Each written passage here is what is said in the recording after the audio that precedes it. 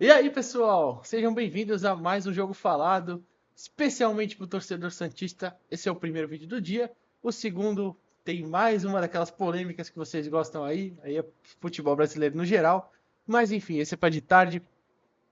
Agora, o primeiro, a gente vai falar sobre a problemática entrevista coletiva do presidente Andrés Rueda ontem, lá no CT Pelé. Eu não pude estar presente ontem, mas porque estava trabalhando, mas depois acompanhei, comentei lá no EP Rádio, no EP na televisão depois. Enfim, acho que tem muita coisa errada. Eu vou passar um trechinho só para tentar não tomar bloco também, né? E vou mais comentar em cima, mas bora lá.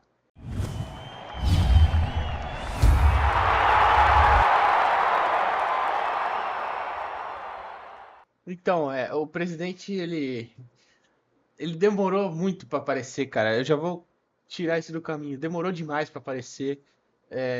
Para mim é inadmissível. Eu repito o que eu já falei aqui outras vezes. A questão não é demorar para aparecer para jornalistas, é porque ele demora para dar satisfação para o torcedor. Ele tem que entender, não só ele, como a diretoria, o Falcão, que precisa ser mais ativo também. Eles têm que dar satisfação para o torcedor. E que seja, é coletivo melhor, eu acho que é o ideal, pelo menos um caminho mais fácil, beleza, mas se não for, faz o pronunciamento. Parece um videozinho lá, só com a assessoria fazendo umas perguntinhas, ele falando. Mas dá satisfação pro torcedor, cara. Dá satisfação pro torcedor, porque o torcedor merece e o torcedor tem o direito, inclusive. Mas enfim, tudo bem. Demorou, esperou coincidentemente 3 vitórias seguidas, em que pese ter sido times fracos, Iguatu, Blooming, depois o Botafogo de Ribeirão, que é um pouquinho melhor. Esperou fechar 3 contratações também do Água Santa, mas enfim, chegaram 3 nomes aí: o Gabriel Inocêncio, o Bruno Mezenga e o Luan Dias. E depois disso ele foi dar a coletiva. Ele inicia a coletiva com uma notícia muito boa, que é a renovação do David Washington até dezembro de 2026, né, se eu não estou enganado, mais 3 anos aí. O jovem que 5 de junho completa 18 anos ainda, é muito novo, um talento absurdo, um potencial gigantesco, um menino que tem tudo para ser um grande centroavante, então baita acerto, beleza, legal. Mas depois disso foi só ladeira abaixo. Foi só ladeira abaixo, as perguntas dos meus companheiros de esporte por esporte, tanto o Vone Lima quanto o Gelson Henrique e o Felipe Camargo, foram muito pertinentes, perguntaram da qualidade do elenco, do legado da gestão. E em todas ele respondeu muitas coisas aí problemáticas. Vamos colocar um trechinho só de uma dessas, depois vou comentar em cima. Libertadores para mim é sagrado, tem que chegar na Libertadores, tá? Agora, não é a meta. Vocês podem acreditar ou não. A meta e sempre tem que ser assim. O Santos entra em qualquer campeonato para ser campeão. O dia que a gente não pensar assim, tem alguma coisa errada, tem que voltar para casa. Então a gente entra para ser campeão, com todas as dificuldades ou não. Aí você fala assim, putz, isso aí é impossível, não existe. Não. Pode acontecer, pode não acontecer, mas a meta é sempre essa. Óbvio, se a gente se classificar para uma Libertadores, está razoável? Está razoável, diante da situação é, financeira que nos permite trazer perfil de jogadores que atendam o Santos. Tá? A gente não pode fazer loucura. Tá? Agora, a gente não pode esquecer que o clube passou e está passando por uma reestruturação total, financeira, esportiva, ética e moral. Isso aí não pode ser esquecido. A gente está num patamar, a gente está para chegar. Né? O objetivo nosso tem que ser, a médio prazo, a curto prazo, não ficar olhando o Flamengo e o Palmeiras como uma coisa inatingível. A gente tem que estar lá brigando, e melhor do que eles. Pô, aqui é o Santos, poxa vida. Escorregou, teve um período ruim, teve. Então, quando o presidente fala que tem time para ser campeão, que entra para brigar para ser campeão, é assim, eu não acho tanto problema, mas eu acho que é um problema ele colocar essa responsa assim. A gente entra para ser campeão. Ele podia ter falado, o campeonato vai começar, times muito fortes aí e tal, vai pegar um adversário difícil, que é verdade, vai pegar um Grêmio lá no Sul. Podia ter começado assim, mas ele joga uma responsa para cima de um elenco que não é qualificado o suficiente para brigar pelo título e nem para mim nem para brigar pela Libertadores. E ele acaba jogando uma em cima, uma responsabilidade em cima desse elenco, que ele fala que falta um trabalho, o trabalho precisa melhorar do Odair, é fato, mas ele não pode falar isso. Ele demonstra uma falta de conhecimento futebolístico. Não tem como você olhar para esse elenco e pensar, esse é um elenco para pegar Libertadores. E ele falou que era um elenco para pegar Libertadores, ele acredita fielmente nisso. Então fica muito difícil, cara. Você cogitar título, então, pelo amor de Deus, é muito mais absurdo ainda, né, cara? Então é muito complicado. Enfim, e depois, quando ele fala do legado, também eu acho que tem uma coisa positiva, que é a questão da base. Ele, junto ao Dracena, apesar de eles terem as rusgas deles aí, ele, junto ao Dracena, colocou um processo ali de renovação para os jogadores subirem com pelo menos um ano mais de contrato ainda. Ele falou que renovou o Sandri na época, o Pirani, enfim, outros jogadores também, o Thailson até que se mostrou. Não sei se o Thailson foi ele ou se foi na época do Pérez, mas enfim. Renovou bastante os meninos aí. Agora os meninos já sobem com um contrato mais longo. Isso é muito bom, legal. Merece elogios. Mas é só isso. Esportivamente o time tá acabado. O marketing deu uma melhorada? Deu. Mas o que você perde em premiação também deveria entrar nessa conta. Porque é um futebol sucateado. Um futebol que é visto como gasto e não investimento. É muito importante salientar isso. Então você perde dinheiro de premiação, você perde dinheiro de avanço em competições. Você está 3 anos sem ir para o mata-mata de um paulista. Você está caindo cedo sempre numa Copa do Brasil, que é um torneio muito rentável. Enfim, então tem que pesar isso tudo também, né?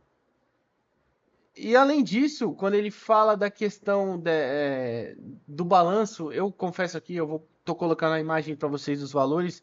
Eu não sou capacitado o suficiente para isso, eu admito, não tenho conhecimento suficiente para lidar, comentar sobre balanços, mas pessoas próximas a mim, né, que eu escutei lá no Esporte pro Esporte e tal e tudo, eles disseram que é uma dívida que diminui a curto prazo, que é o mais urgente, isso é ok, legal, mas a de longo prazo aumentou, então você empurra um pouquinho para frente, né? E tudo bem que foram renegociadas com menos juros, é legal também falar isso, é importante, mas ainda empurrou para frente. Então a dívida total aumentou, né, para 600 milhões. Aumentou um pouquinho também, mas a de curto prazo diminuiu 23%, né, que era o mais urgente. Mas eu acho que isso não é bem o modo mais saudável de se fazer. Eu repito, eu não sou capacitado o suficiente para falar se era a única forma ou não. Mas não parece ser um modelo mais saudável, né? Mas enfim, se foi o único, também essa parte é uma parte que eu não critico porque não entendo. Mas enfim, então o presidente mostra uma desconexão da realidade que é muito difícil. E quando ele fala que todas as contratações têm processos, e o Camargo pergunta até do Falcão, que o Falcão fala uma coisa e não sabe, o Falcão sempre está sumido, o Falcão não dá satisfação, ele não está servindo nem para ser o escudo da gestão, que, enfim, é difícil também, né? Então você fala que tem processos, e quando ele cita que o Água Santa, as negociações com o Água Santa evoluíram porque o Santos cedeu a Vila de Graça, é muito perigoso, né? É muito. Ele fala que não estava no planejamento, então você deu sorte de contratar 3 caras ali por bons jogos contra o Palmeiras, um bom jogo contra o Palmeiras, nem contra o Bragantino eles foram tão bem. Enfim, me faz faltar com fé, né? Falta de. Eu não consigo levar fé na palavra. Não na palavra do presidente em si, não estou chamando ele de mentiroso, não é isso. Mas na palavra esportiva, de acreditar no projeto profissional, acreditar numa melhora. Não consigo levar fé nisso quando você escuta que o tipo de negociação foi feita desse jeito. É muito perigoso, entendeu? E aí, por um jogo, você contrata 3 jogadores, um deles que nunca pisou numa Série A, que é o Gabriel Inocêncio. Luan Dias, já falei até em outro vídeo, até uma aposta mais aceitável, é mais novo, estava na Série A ano passado pelo Goiás. O Mezenga também, eu entendo, mas não traria, porque é um centroavante experiente e tal, para o David não ser o reserva imediato. Mas você tem um cara que nas últimas 4 Série Bs que jogou marcou 7 gols. É muito pouco. Então, enfim, o presidente ele precisava aparecer mais cedo, ele precisava aparecer com um pedido de desculpas. Eu devia ter aberto esse vídeo falando isso, inclusive. Ele devia ter aparecido primeiro. Torcedores, me desculpa, falhamos no Paulista pelo 3º ano seguido, isso não vai acontecer, enfim. Mas não foi isso que ele fez, então é muito complicado. Ele tinha que ser mais assíduo, tinha que aparecer mais, dar mais explicações, enfim. E parece que voltar um pouquinho para a realidade, que tá faltando um pouquinho. Parece que tá um pouquinho longe da realidade o presidente Andrés Rueda. Então é isso, basicamente é isso. Ah, e para finalizar, quando ele fala que não brigou contra o rebaixamento, é brincar com a cara do torcedor, né? É uma falta de respeito com o torcedor, com os colegas, com todo mundo, porque é tirar de otário, com todo respeito. Mas terminou em 10º. Sim, terminou em 10º, mas até a antepenúltima rodada o Santos estava brigando para não cair.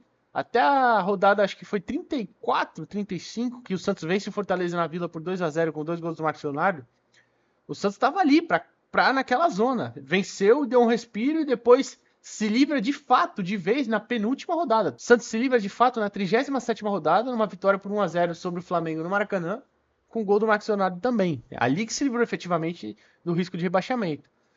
Ano passado eu até concordo, não correu risco, tudo bem, ficou longe ali da zona, enfim. Mas também não passou do 10º lugar.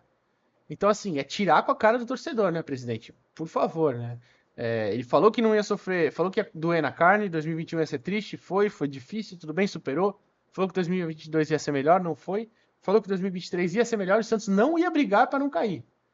Até agora não está sendo melhor, porque foi mais uma eliminação no Paulista.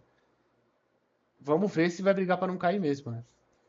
Então, enfim, rapaziada, é isso que eu acho. Desculpa o desabafo. Comenta aí o que você acha. Dá like no vídeo, é muito importante. Se inscreve no canal, divulga se você puder, que ajuda bastante. E valeu!